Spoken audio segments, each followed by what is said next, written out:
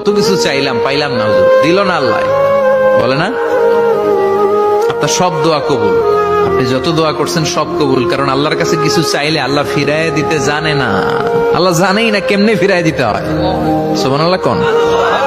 চাওয়া মাত্রই আল্লাহ বলে অ্যাকসেপ্টেড, যা কবুল, দিব দিব না এটা বলতে জানে না। আল্লাহ পাকের সুন্নাহ বোঝা খুব দুষ্কর। যাকে আপনি তুচ্ছ করছেন, আল্লাহ পাক তাকে হেদায়েত দিয়ে আপনার চেয়ে বড় জায়গায় নিয়ে যেতে পারেন। যাকে আপনি বড় কাফের মনে করছেন, আল্লাহ পাক কাল তাকে হেদায়েত দিয়ে ইসলামের খেদমত করাতে পারেন। আবার আল্লাহ পাক আপনাকে, যিনি 5 ওয়াক্ত নামাজ পড়ছেন, রোজা রাখছেন, আপনাকে পথভ্রষ্ট করে দিয়ে জাহান্নামে নিতে পারেন। অতএব আত্ম অহংকারের কোনো সুযোগ নেই।